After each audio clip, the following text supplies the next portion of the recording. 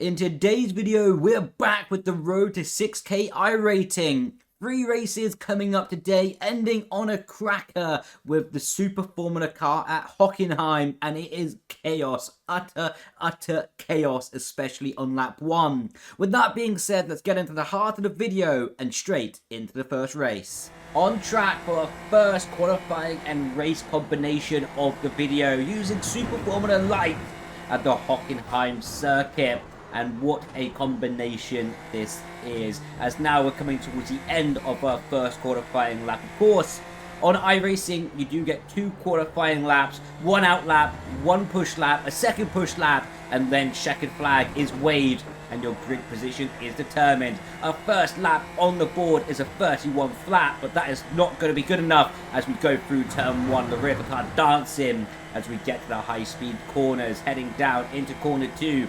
As you can see, Arvid Lindblad has rejoined the session, and I can tell you ahead of time he'll be going from the back of the grid, trying to do a last to first challenge. Well, at least I presume that's what he was doing anyway. Of course, F2 driver, youngest F2 race winner as well, as now we're going down the straight. All about minimizing the distance down here. As you can see, 2 wheels on the inside curving previously to try and do that. 100-meter board down into first gear, and now rotating the car back to power ASAP and building back up the speed. A lot of straights in this track, what make qualifying really exit dependent, but in the race, slipstreaming is a great option and can generate some amazing battles along the way. Heading towards the end of sector 2 now, flat out through the right hand, up into 5th, and now going towards my favourite segment of the track, and that is going to be into the stadium section. Just a lift of the throttle, and you can see the rear of the car dancing around as now we're going to the banked hairpin, and what a wonderful corner this is. So easy to lock up and go wide though, as you're trying to balance speed and grip through that left hand. Speaking of speed and grip, the rear of the car is so easy to get away from you here, so you have to be really careful on the entry to the corner. But that's a lap here. Right, let's see what we can be at the Hockenheim circuit. Where can we go? Where can we be in qualifying? And we are P5 provisionally right now. Do you know what? They're literally only having 2 full laps of practice. I'll take that. Yeah, I literally only had 2 full laps of practice, partly because I crashed in practice, so that's also my fault, as now lights are coming on and now lights are going out. It's green lights here. What a start that was. Oh, what a rocket.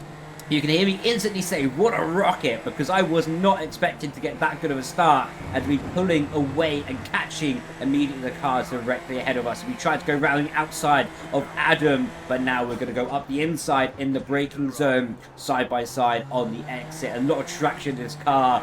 The grip is very, very high, so you can really be confident getting full power, even with the cold tyres.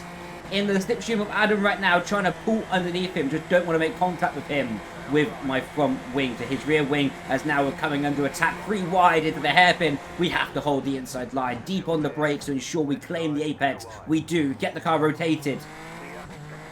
Oh, they all spun behind. And there was a bit of a spin behind, but that's good for us because now we have gone from P5 immediately into P3 in this race. 1 second behind Flavio up ahead. What's going to be quite the job to be keeping up with them, because of course they were faster than us in qualifying, so we really have to learn, adapt and see what we can do as the rear of the car squirming around. And that situation there, as you can see, the cold tyres really fighting, and now going through the right hand and right up against the limit of the track, and now going into the stadium section for the first time in the race. 8 attempts to Niels behind us, 7 attempts to Flavio, and let's see what we can do. Following the line here, actually, starting to understand a better line to take. I wasn't really understanding that curve on the outside. They were seemingly able to take a bit better than I was, and I'm trying to adapt that as the race goes on to get faster and faster. Through turn 1 though, the leader has spun. He did a miraculous save to keep the car out of the wall, but that has brought us right back into contention and into a nice slipstreaming range. Being completely honest, being completely transparent, I didn't expect to be faster than them in this race. I was really just hoping that I could follow with the slipstream and hang on to the back of them, and just learning from them being faster than I am right now, seeing if we can adapt to a different racing line, a different braking point, a different acceleration point, and overall just get faster and learn from them ahead of us. So that's our game plan, that's our goal, is to be using these laps in the slipstream to be gaining as much knowledge as possible. But they are already starting to break away from us, and we are breaking away from P4 with Adam 1.7 seconds behind us. As you can see, we're really pushing right now to try and keep up, but they are just extending the gap bit by bit, corner by corner, tenth by tenth, and now they are 9 tenths ahead of us as we make a bit of a mistake too through turn 1, clipping the inside curbing, and that is not optimal. As now we're going through the right-hander, they've actually gone side by side, so the leader Flavio has made a mistake, and now I was really praying and hoping that they would hold each other up, so it gives us the opportunity to catch right back up to them. There's no hiding it, there's no secret that they're faster than me right now, so we are going to need a bit of luck and a bit of a helping hand to stay on the back of them to even have a chance of winning this race. You can see he was able to close the gap down to 4 tenths with the car ahead being Flavio. So that is a very nice opportunity for us to now be keeping up with them.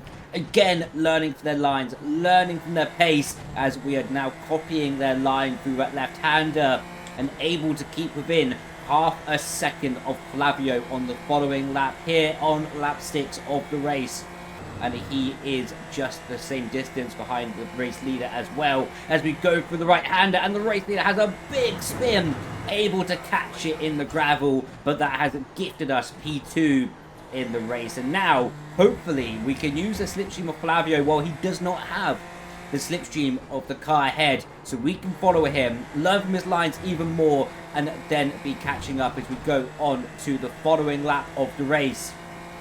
We are able to follow still within half a second. Now we are dropping back to 6 tenths as we go into the final section here in the Stadium of Hockenheim. As we are concluding lap 8, opening lap 9, going into turn 1 to see if we can find any lap time, but we hit the inside curbing, and that is a big moment that almost puts us in the outside wall, finishing our race early if you were to hit that, but we was able just to control the car, keep it underneath us, and avoid the barrier on the outside of the track.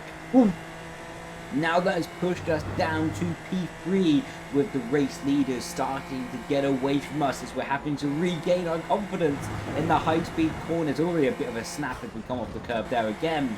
So Adam has caught up to the back of us, and now it is basically impossible to be catching the leaders, as Flavio is 3.5 seconds ahead, P2 is 2.2 seconds ahead, and Adam is directly behind us. In fact, he's going past us. We're not going to fight the inside line on this straight, quite simply, as if we fight too hard right now, we're just going to lose even more time to the leaders, and we're going to hang it around the outside of the hairpin.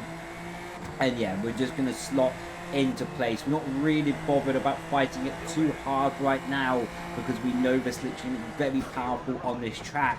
So providing that we don't make a mistake, we should be in a position to overtake Adam closer to the end of the race. And that was my plan, that was my strategy, as we actually go really deep there, a big front right lockup going into the right hander, compromising a line going on to the back straight.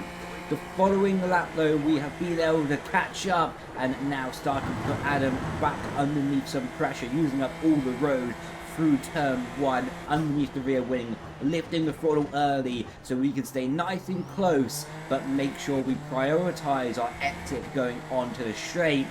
Only 2 tenths behind Adam now, and we are going to be deep in the slipstream, getting maximum top speed possible, going to the inside. He's not going to defend the inside line either, and we're going to be claiming that line as we go into the braking zone, making sure we get the car stopped for the apex, and there we go, rotating it nicely back to the power. He is going to be in our slipstream though, so he is going to have the opportunity to attack us if he does want to do so, but he decides to lift out of it. I presume he's trying to save his opportunity to the final lap of the race. Speaking of the final lap, we are now on the 14th and final lap of the race. Going through turn 1, really pushing the track limits. We had quite a good lap following that previous overtake, and we was able to extend the gap out to half a second, 6/10 now as we exit off the really critical traction zone. And now we are starting to weave a little bit down the straight. Again, a bit cheeky by me,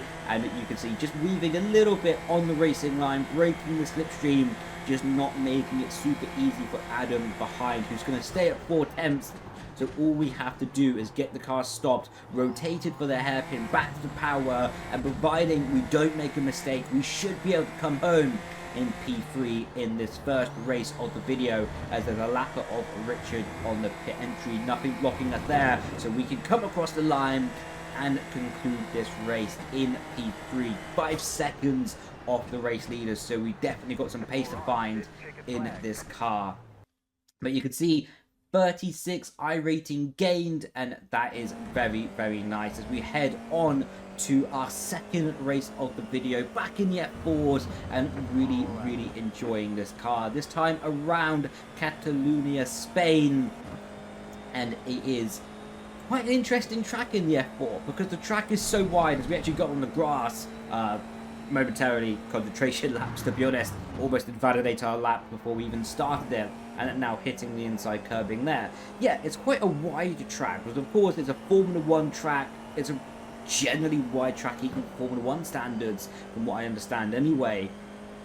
And taking a very small F4 car around this track, I was expecting very intense battling, slipstreaming, fighting, and hopefully we're able to get that in the race. But first of all, we've got to make sure we nail our qualifying lap. And apart from hitting the curbing on the inside of turn 1, that probably cost us about half a tenth maximum, this lap has been pretty sweet, going down to 4th, back on the power, using up all the road possible before having to rejoin before that yellow sausage curve would have been sending us to the moon. Through the right hander, back to the power, nice and early, again using up all the road, bringing the car over to the right hand side for the old layout of Spain, in fact, and now hitting the brake, down the gears, but we lock up the front left, and that pushes us wide off the racing line. Good recovery nevertheless, and now we're going into the right hander. For qualifying, to be honest, I actually really like this layout, and even with doing this chicane, it feels a bit sloppy, especially in a racing edition. In qualifying, you're able to really push the car through here, and it is quite enjoyable, in my opinion, to be attacking the chicane, as now we get back up to the power, running up to the start-finish line. You can see checkered flag is out, and I am not happy with this lap. That was a bottle and a half coming across the start-finish line, and we go provisionally P2.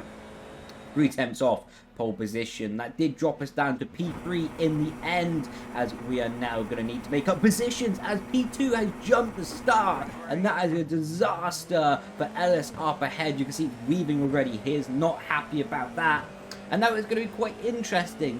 We have to make sure that we hold position, make sure we don't get overtaken down to turn 1. That's our first priority. We're now going to cover the inside line just to make sure no one can look up the inside, but it's quite interesting what's going to happen with Ellis here up ahead. Is he going to attack?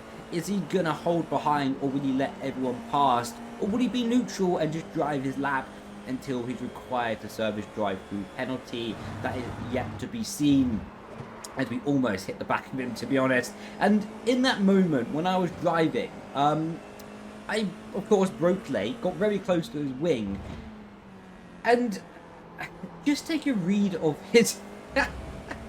take a read, if you can, when we do get a bit closer. If not, rewind. What his rear wing says. Because it says...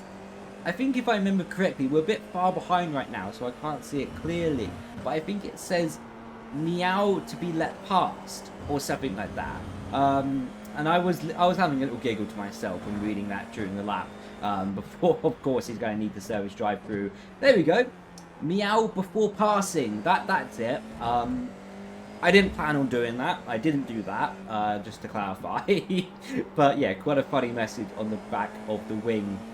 as now we're trying to stay nice and close going into the final sector, of course knowing that he has to serve his drive-through penalty anyway for the jump start, so we don't need to be putting ourselves in any risky position. And he peels off the inside, and now we are going to be in the slipstream of the race leader, trying to close down the gap and start challenging for the race lead.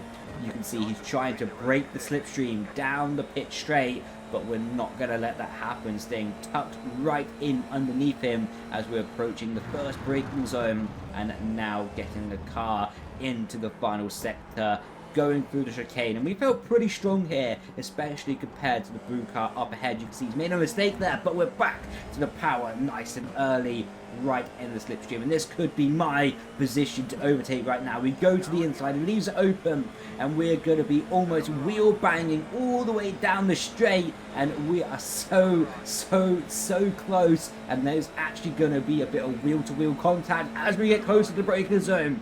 We get a 0x on the contact, but we're able to take the position into the race lead. He's trying to do the switchback in our mirror, but we're able to cover that off nicely, keep the car flat for the right-hander.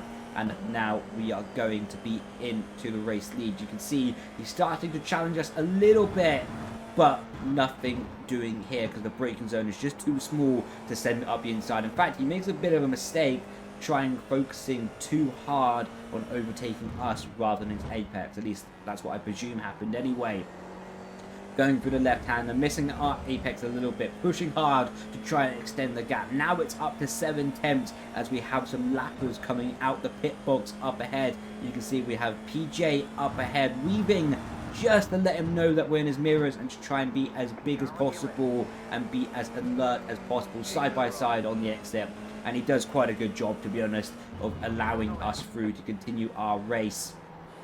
As now he's actually gone wide in the mirror, and that did cost P2 some time, and we have extended the gap to 1.9 seconds because of that as we do the fastest lap. And now we are coming up to another back marker, and spoiler alert, it's a bit sketchy. It's not the back marker's fault, it's my fault. We brake late and we almost hit the back of him. And yeah, not the back marker's fault at all. He did a good job by trying to let us pass, and we're skipping on to the final lap of the race, able to extend the gap out to just over 4 seconds on the relative split on the right hand side. And yeah, very controlled, a very nice and simple race in a car that I love driving, and on this track was a really fun time. So hopefully as well in the future, later in the week anyway, maybe there could be some really good battles on this track, because I think it will lend itself to a really nice battle, really nice scrap and wheel-to-wheel racing during the whole course of this 15-minute race that you have in the F4 car. Coming across the start-finish line, secure the victory, and that was lovely jubbly.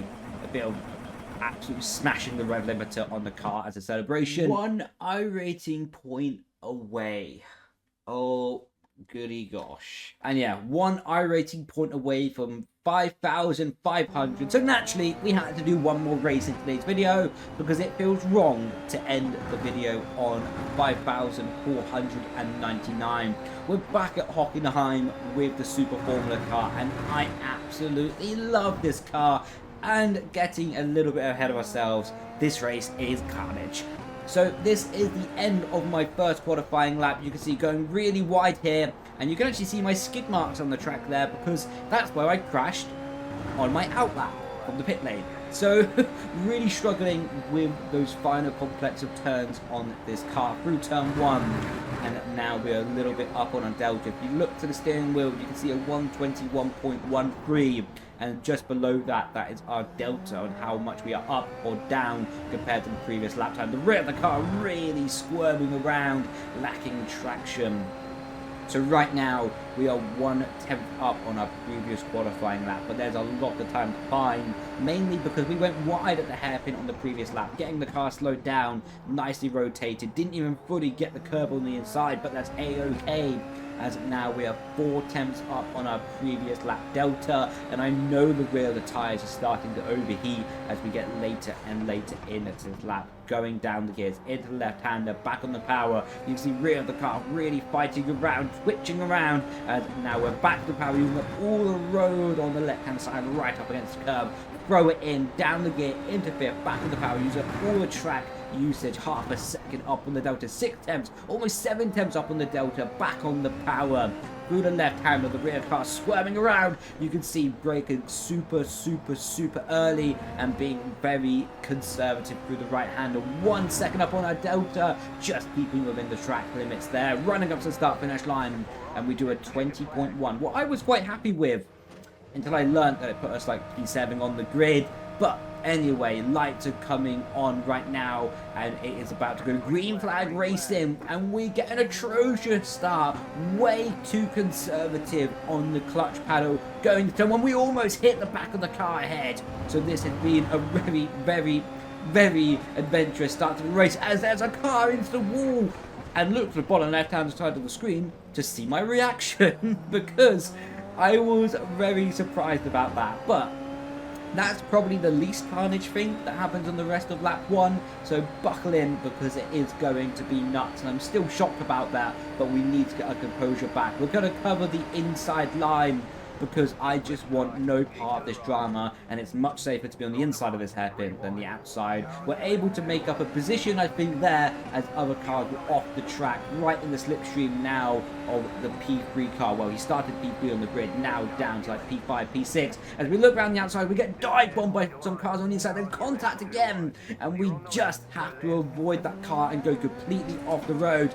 And now we're down to like second to last place. The car ahead breaks its wing. We're stuck behind the green car, and now we have to go around the outside, and we get contact with the Ferrari livery car on the inside as well. What was completely my fault. I didn't see him there, and we turned in. He was just in a blind spot for the virtual mirror, and there's still more carnage going off up ahead, and we need just to get to the end of the lap. The car ahead has no front wing.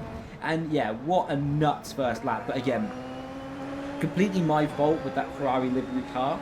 It was in my blind spot of the mirror. I turned in not knowing he was there, and I'm just really thankful that neither of us got damage. Seems like he didn't get damage anyway, because I checked the replay file after the race, and his front wing seemed to be completely intact. So yeah, that was lap 1, and yeah, I'm not really sure how to describe that apart from carnage. Already running up to turn 2, there was a car spinning in the wall. In the hairpin, there was cars going off. The corners after the hairpin, there's, well, speak of the hairpin again, there's more cars off up ahead, and yeah, just absolutely, just carnage is the best word I can use to describe it. As now we're going to crack on with the rest of the race. Up behind the Ferrari livery car, he's going to go defensive into the right-hander, and now we're going to be building back up on the power, and we should be able to have a pretty easy overtake up the inside here, side by side. He's not really going to fight us, it seems anyway, as now we're going to be looking at the 100-meter board, braking nice and easily, nice and conservatively, down into the corner, a little bit of a front right lock-up, and there's more carnage up ahead. And yeah, at this point, I'm just laughing. Oh, that's amazing. Just so much carnage. Humpty Dumpty had a little pool. And ooh, I almost come up. Another spinner. Yeah, what can I say? Man, I have no idea what place we're in anymore. So, we've started like P7. We went down to second to last place in the race. We was in the gravel, we was in the grandstands almost. And at the end of a lap, honestly, good for them. we are back to P5. So we are ahead of where we actually started in this race. So it's only been 4 laps in this race, bear in mind. And we started 7th, we went down to second to last, and now we're back up to 5th, and we're back up to 4th because the car spun. What a race so far, and now we're starting to work on catching the cars up ahead. The race leader is gone. He's so fast. I've raced him in IndyCar as well in this game, as we have a big spin. Well, not a spin, but almost a big spin, and we almost ended up with the same fate from the car on the previous lap. But yeah, the race leader gone, 12.5 seconds. We was able to match his pace just about. He was faster for the rest of the race, in honesty, but we was able to be about 1.5 tenths slower than him per lap, what I thought was quite good.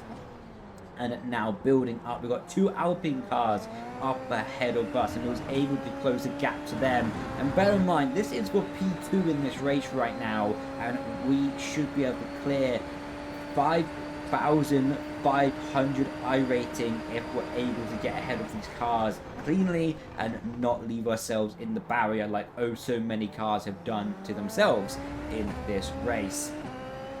Just biding our time a little bit. When you see that rain light flashing red off the cars ahead, that means that they have that overtake button enabled. When the rain light is turned off like it is right now, they do not have the overtake button enabled. The overtake button, you have 200 seconds, not 200, is it 200 seconds? I can't remember exactly if it's 200 seconds in the Super Formula car, but it's somewhere around there. And now Cyril is making some mistakes, but you only have like a recharge time, so if you use it, you have to recharge it before you can use it again, as we're now up into P3 in this race. We have to be quite careful though, because the slipstream is very powerful in these cars, as you've seen from my overtakes previously in the video.